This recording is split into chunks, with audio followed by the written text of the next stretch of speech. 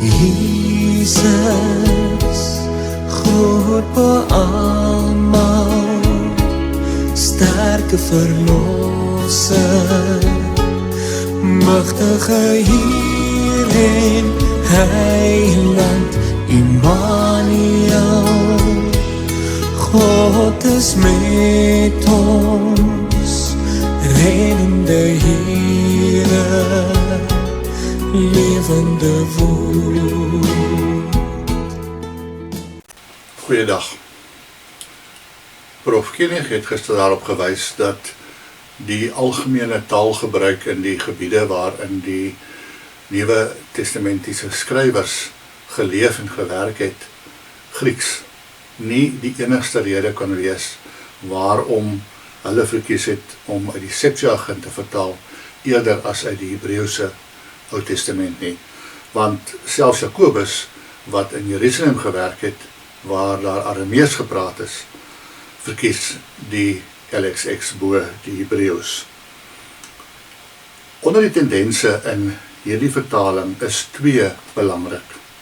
Die messianiseringstendens en die missioniseringstendens.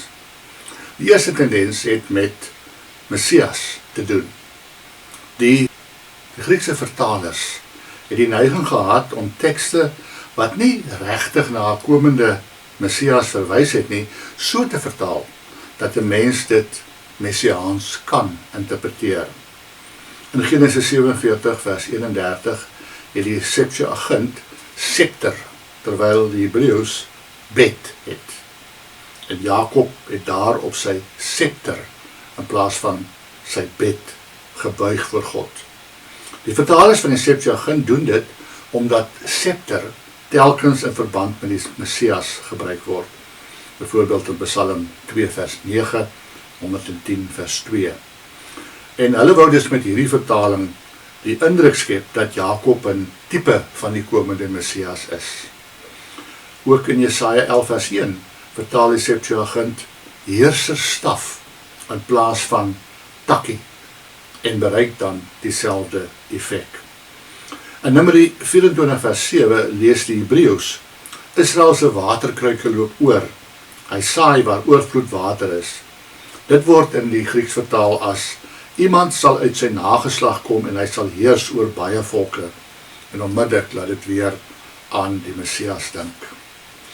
Behalwe hierdie soort messianiserende tendens, was daar ook gevalle waar die Septuagintse vertaling die vroeë Christene goed gepas het. Al het die vertalers dit waarskynlik nooit so bedoel nie. Die vroeë Christene het graag gebruik gemaak van die Septuagint by Jesaja 7 vers 14. Die vroeë Christene het aan Jesus se maagdelike geboorte geglo. En om dit te kon bevestig, kon hulle die Septuagint gebruik, wat Jesaja 7 vers 14 met maagd vertaal het, teenoor die Hebreëus, wat 'n jong vrou het. Die maagd sal swanger word en 'n seun in die wêreld bring, soos wat Matteus 1 vers 23 dan ook dit aanhaal. 'n jong vrou hoef natuurlik nie 'n maagd te wees nie, want 'n maagd is spesifiek 'n meisie wat nie meer net jonk is nie, maar wat nog nooit seksuele gemeenskap gehad het nie. So kon die Christene hulle dus op die Septuagint beroep om te sê dat Jesus hierdie kind was. In die liedere oor die dienaar van die Here in Jesaja word die Hebreëse woord vir dienaar elke keer in die Septuagint met kind vertaal. Die vroeë Christene kon dit maklik op Jesus toepas, wat ook die kind of die seun van God genoem is. Die Grieks vir kind en seun is dieselfde woord. Maar daar was ook 'n sending tendens in die Septuagint. Tekste wat eintlik 'n meer nasionalistiese betekenis het, is vertaal as sendingtekste. Môre sal ons na voorbeelde hiervan kyk. Kom ons bid saam. Hemelse Vader, dankie dat U die skrywers van die hele Bybel, Ou en Nuwe Testament, gelei het om so te skryf en so te vertaal, dat hulle U boodskap kon uitdra, van 'n verlosser wat sou kom na hierdie wêreld, wat waar geword het in die koms van Jesus Christus. Help vir ons om dit te bly glo.